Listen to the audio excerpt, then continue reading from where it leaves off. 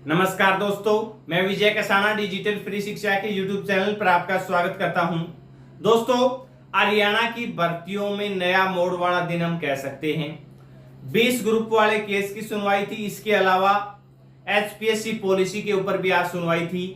Policy के ऊपर ध्यान देना इसलिए जरूरी है क्योंकि यही पॉलिसी SSC में भी अपनाई जा रही है और हरियाणा स्टाफ सिलेक्शन कमीशन की पॉलिसी अगर कोई अपनाई जाए अगर इनकी SSC की भर्तियों में, तो उसके ऊपर ध्यान देना तो बहुत ज्यादा जरूरी हो जाता है क्योंकि भर्तियां पेंडिंग थी और जो सिलेक्टेड साथी थे उनके ऊपर भी आंच आई हुई है। अब चर्चा कर लेते हैं विस्तार से। उससे पहले क्या नया मोड़ आया है, क्योंकि कई जगह आपको सही खबर भी नहीं देखने को मिल रही होगी और नया मोड़ क्यों आया है उसके ऊपर भी चर्चा करेंगे। साथियों, वीडियो में आगे बढ़ने से पहले अगर आप पहली बार चैनल पर विजिट कर रहे हैं तो चैनल को सब्सक्राइब जरूर कर लें।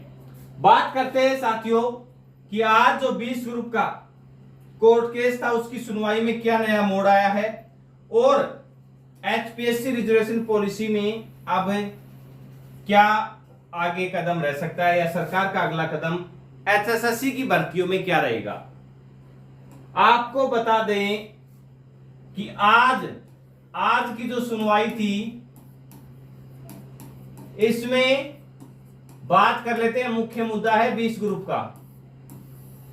तो साथियों, 20 ग्रुप के जो साथी हैं जिनकी ज्वाइनिंग हो चुकी है उनकी तरफ से सीनियर एडवोकेट उतारे गए और सीनियर एडवोकेट उतारने का फायदा भी मिला। अगर आप सोचिएगा यही एडवोकेट इससे पहले अगर पैरवी होती तो भर्ती आप तक कब की पूरी हो जाती। और फायदा मिला सीनियर एडवोकेट्स का साथियों, क्योंकि सीनियर एडवोकेट जो बातें रखता है वो मजबूती के साथ भी रखता है। सबसे बड़ी बात आप सुनकर चौंक जाएंगे कि जज साहब को अभी तक यह भी नहीं समझाया गया था कि आखिरकार CET क्वालिफाई का असली मैटर क्या है। पहले तो साथियों आज शुरुआत यह हुई कि अगर सुप्रीम कोर्ट में याचिका लगाई गई थी और डिसमिस हो गई तो उसके बाद हाईकोर्ट सुनवाई कर भी सकता है, नहीं कर सकता, वो समझाया गया पहले के केस का हवाला देकर। उसके बाद मुद्दा आया, तब जज साहब वो सुनने को राजी भी नहीं थे, लेकिन जब उन्हें बताया गया कि जो 5 नंबर हटाए गए हैं, 5 नंबर जो हटाए गए हैं, ये 5 नंबर ना तो CET जो क्वालिफाई कैंडिडेट हैं उनके ऊपर इनका फर्क पड़ रहा। भाई अगर 3,60,000 कैंडिडेट हैं क्वालिफाई तो ये 3,60,000 ही रहेंगे 5 नंबर हटाने के बाद भी। इतना जरूर है कि अगर किसी साथी के सोशियो इकोनॉमिक क्राइटेरिया के नंबर मिलाकर 65 बन रहे हैं तो 60 हो गए, किसी के 59 बन रहे थे तो अब 55 ये 54 हो गए। यानी कि 5 नंबर हटाने से उनके नंबर्स पर उनकी रैंकिंग के ऊपर तो फर्क पड़ा है, लेकिन वो क्वालिफाई हुए हैं नहीं हुए इस पर कोई भी फर्क नहीं पड़ा। अब आपको एक बात अगर नहीं पता है तो बता दें कि सरकार के रिजल्ट को जो रिवाइज करने की या CET का जो प्री का रिजल्ट क्वैश किया गया था उसका सबसे बड़ा कारण भी यही था। जज साहब सोच रहे थे कि 5 नंबर हटाने से कई कैंडिडेट नॉट क्वालिफाई होने वाले हैं, यानी कि रिजल्ट में बदलाव होगा। अब रिजल्ट में तो बदलाव होगा, लेकिन इतना होगा कि भी सिर्फ 5 नंबर हटेंगे और बाकी के उसका नंबर रह जाएंगे, ये कंफर्म नहीं था। अब उनकी सोच भी सही थी कि जब CET में पहले के हिसाब से कि भी अगर CET क्वालिफाई का डाटा ही चेंज होगा, अगर डाटा चेंज होता है, समझिएगा मेरी बात, पहले उन्होंने ये सोचकर डाटा चेंज होता है तो दोबारा से ऑनलाइन फॉर्म भरे जाएंगे। अगर ऐसा नहीं होता, CET का रिजल्ट क्वैश नहीं होता, तो साथियों हो सकता है दोबारा ऑनलाइन आवेदन मांगने की नौबत ही ना आती। ये श्योर नहीं कहा जा सकता कि भी नौबत, लेकिन संभावनाएं बन रही है और कई बदलाव आपको देखने को मिल सकते थे।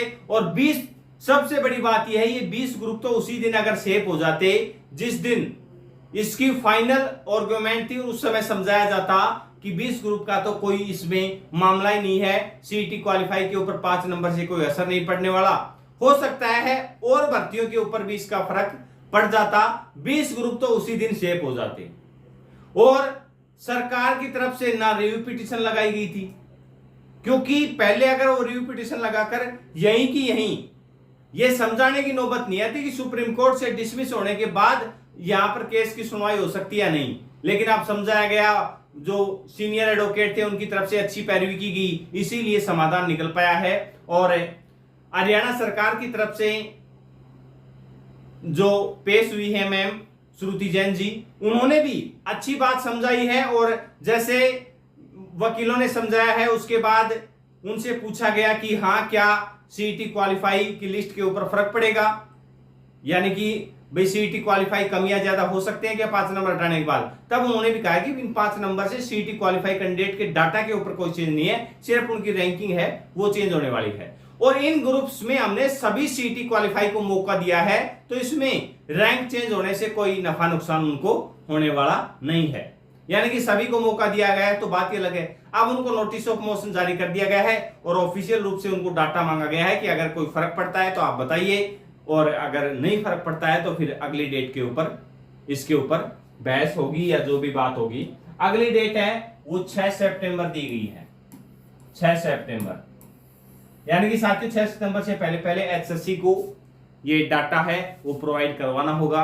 और आपको बता दें कि अगर सरकार चाहेगी तो अब ये 20 ग्रुप सेफ जोन में होने की पूरी संभावनाएं नजर आ रही है। अगर ऐसा हुआ तो अब सरकार की मंशा क्या है, असली मंशा तो समझ ही नहीं आ रही है, क्योंकि अगर ये जानकारी पहले दे दी जाती आर्गुमेंट वाले दिन या ऑर्डर से पहले, तो ये 20 ग्रुप उसी समय सेफ हो जाते। लेकिन समझाए कौन, इतनी नौबत आई है, अब करोड़ों रुपए लगाए गए हैं, कोर्ट का भी समय खराब हुआ है, और अगर उसी समय और 1 घंटे बहस चल लेती, समझा दिया जाता तो बात ही कुछ और रहती। दूसरी बात यह है साथियों, अब जो दूसरा केस था उसके ऊपर आपको दिखा देते हैं। ये देखिए, जो एचपीएससी वाला केस था उसके ऊपर 22 अगस्त 2024 की सुनवाई लगी हुई है, और इस केस की सुनवाई भी होनी बेहद जरूरी है, क्योंकि अब हरियाणा स्टाफ सिलेक्शन कमीशन भी एचपीएससी वाली पॉलिसी अपना रहा है। इसलिए सरकार को एचपीएससी की पॉलिसी को बहुत अच्छे तरीके से डिफेंड करना ही होगा। अब सरकार की, क्योंकि जो अब भर्तियां चली हुई हैं इनमें क्या मामला अटका हुआ है वो आप सबने देखा होगा। ईडब्ल्यूएस वाला मैटर छिड़ा हुआ है, कैटेगरी इश्यू हो गया, नए नए इश्यू पनप रहे हैं, इतने केस हो रहे हैं सोच भी नहीं सकते। तो युवा असमंजस की स्थिति में है कि भर्तियां हो भी पाएंगी या नहीं हो पाएंगी। जो युवा लगे हुए हैं वो ये असमंजस में है कि वो रह पाएंगे या नहीं रह पाएंगे। तो एक अच्छी पैरवी की बदौलत भी कुछ हो सकता है। एक उदाहरण के तौर पर समझने वाले के लिए इशारा काफी है, अगर आप समझोगे तो, अगर आपकी बाइक में ब्रेक में कोई दिक्कत है, उस कारण से ब्रेक चिपके हुए हैं और आपकी बाइक धीरे चल रही है, और आप समझ रहे हैं कि रेस में दिक्कत होने की वजह से आपकी बाइक धीमे चल रही है, आपने रेस का जो नया तार डलवा लिया, जो भी कमी थी वो ठीक करवा ली, लेकिन क्या आपकी बाइक का समाधान हुआ? वो तब भी धीरे ही चलेगी। उदाहरण है इसमें, उदाहरण में कोई ज्यादा निकर चिकर निकालने की कोशिश मत करना, क्योंकि साथी टांग खींचने वाले भी ऐसे ही रहते हैं। लेकिन अगर जो समस्या असली बनी हुई है, क्या उसका समाधान किया गया है? मेरे कहने का मतलब समझ लीजिएगा, मैं हरियाणा की भर्तियों के ऊपर ही कह रहा हूं। जो असली समाधान जिस ऑफिस में होना था उस ऑफिस में तो जो कमियां हैं वो दुरुस्त की नहीं गई हैं। आप समझने गए होंगे, समझने वाले को इशारा काफी रहता है। क्या इसीलिए हरियाणा की भर्तियों के ऊपर बड़ा असर पड़ा हुआ है। बाकी देखते हैं आगे आने वाली सुनवाई में क्या होता है। ऐसे ही भर्तियों से रिलेटेड अपडेट के लिए चैनल के साथ बने रहें। अपना कीमती समय देने के लिए बहुत बहुत धन्यवाद।